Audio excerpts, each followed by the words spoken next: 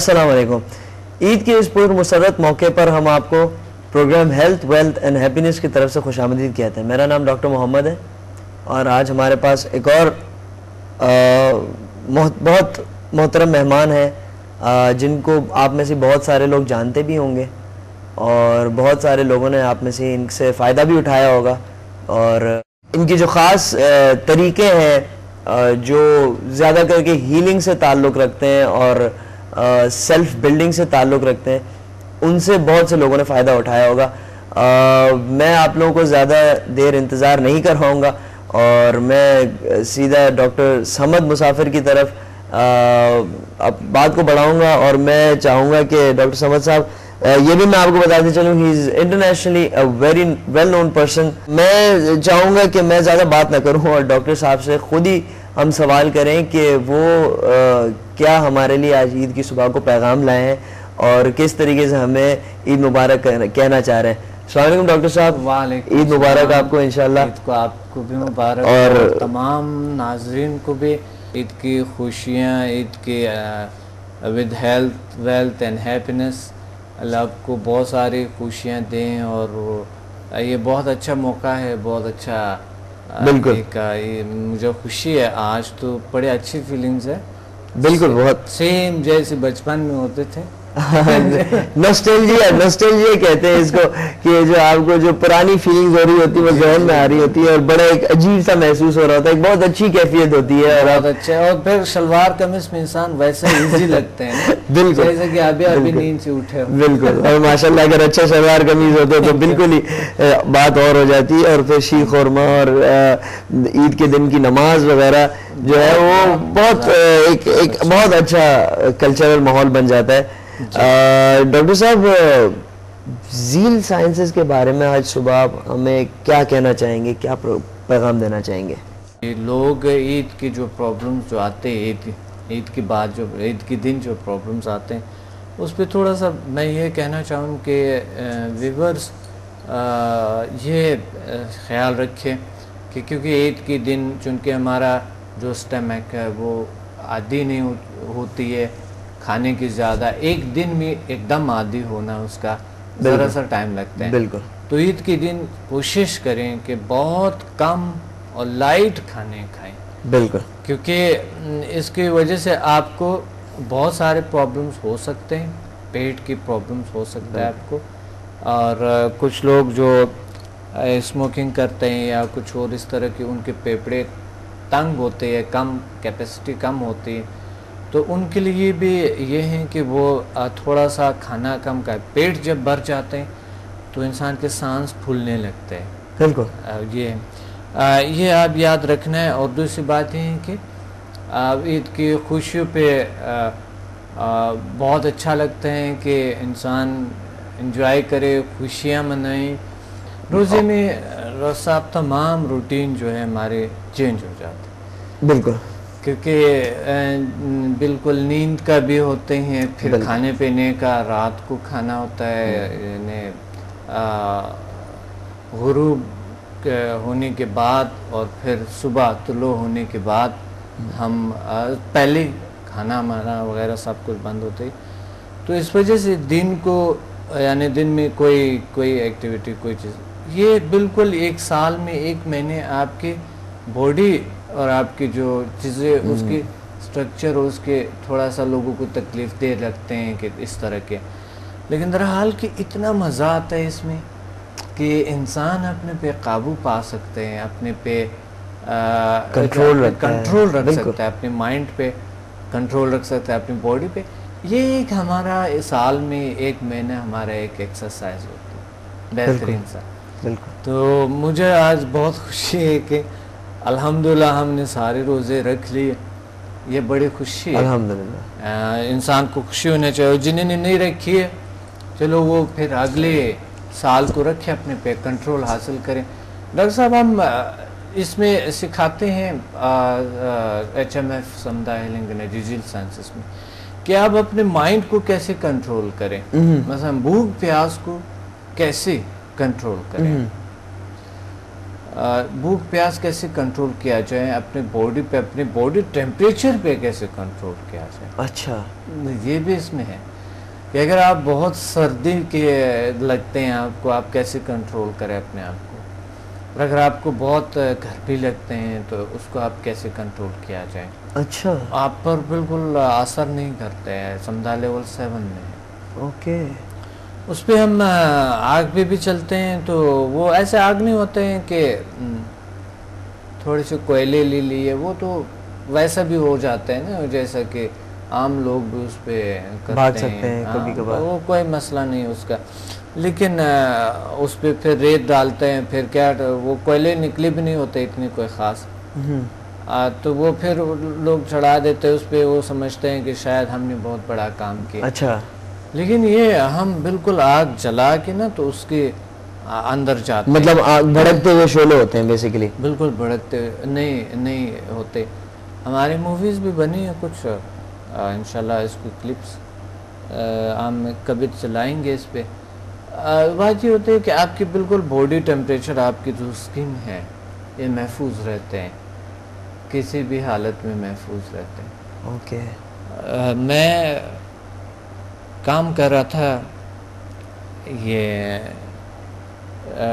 World health organisations کے ساتھ, تو ہم ایک جگہ پہ ہم نے پہنچائے تھے یہ جو راشن وغیرہ یہ چیزیں.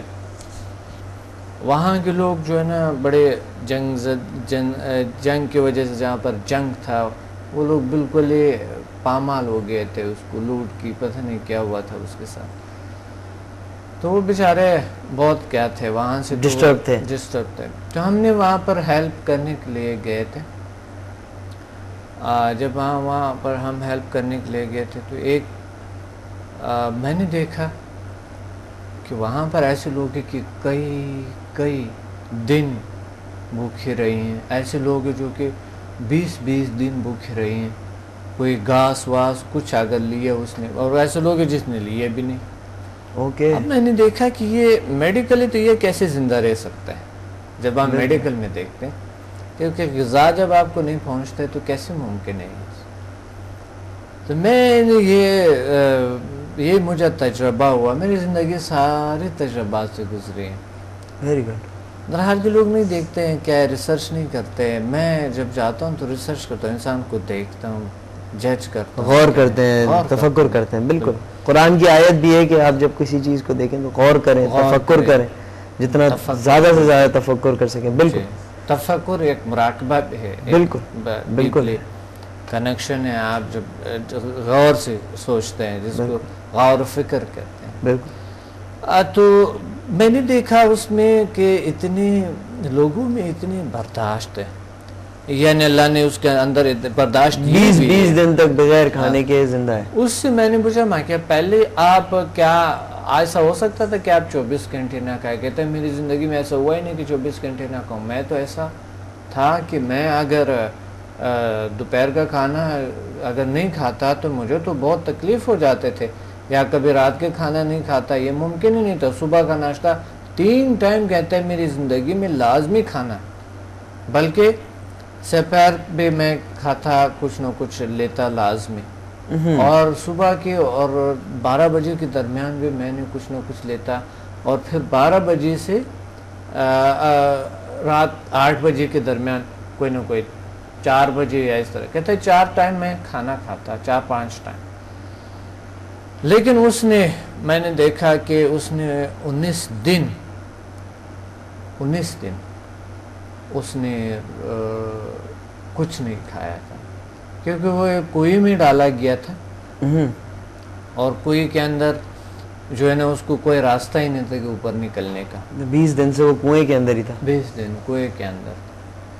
اور پھر اس نے ایک پتھر سے اوپر سے آہستہ آہستہ سوراخ کر کے کافی زمین کو اس نے, یعنی اس دوران اس حالت میں وہ ایکٹیویٹی بھی کر رہا تھا, ایکٹیویٹی بھی کر رہا تھا, آدمی کام بھی کر رہا. 19 دن بعد جب نکلا تھا, 19 دن بعد جب آدمی نکلا تھا تو وہ کہہ رہے تھے وہاں سے گھاس ہے, تو وہ گھاس کھا لیے تو بے ہوش ہو گئے. گھاس کھانے کے بعد بے ہوش ہو گئے. پھر لوگوں نے لے آیا نصر اللہ نام ہے اس شخص کا. اچھا. اور نصر اللہ ایک حیران کن سا آدمی تھا اور بڑا ناز لاڈ ماں باپ کی طرف سے دیے ہوئے تھے. اچھا. بہت ہی لاڈلا سا. کیا ایج ہوگی نصر اللہ کی؟ ایج اس وقت تو ایج آئی تھنک ہوگا کوئی 20 سال کے قریب. اچھا جوان تھا. ہی واز ینگ, مطلب کہ 20 سال جوان تھا, نہ مڈل ایج میں تھا نہ اس سے آگے, ٹوٹلی ینگ. اوکے. تقریباً 19-20 سال. ٹھیک. نصر اللہ بڑا اچھا طرح میں جانتا ہوں. بعد میں تو ہم ملتے رہے, کافی وہ ملتے رہے, کیونکہ اس خاطر بھی میں ملنا چاہتا تھا کہ یہ کیسے ممکن تھا. وہ سچ کا بھی پتہ لگانا تھا کہ واقعی یہ سچ تھا بھی کہ نہیں. جی کہ 19 دن سے. ٹھیک ہے, صحیح. سارے اور کی تصویریں بھی میں نے لی ہے نصر اللہ کی. اچھا. نصر اللہ کی میں نے تصویریں لی ہے سارے کے سارے. پھر میں نے یہ سارے تجربات میرے زندگی تجربات سے گزرے. کنٹرول انسان اپنے پہ کیسے حاصل کرے اور اپنے آپ کو جان سکے, یہ تو کچھ بھی نہیں.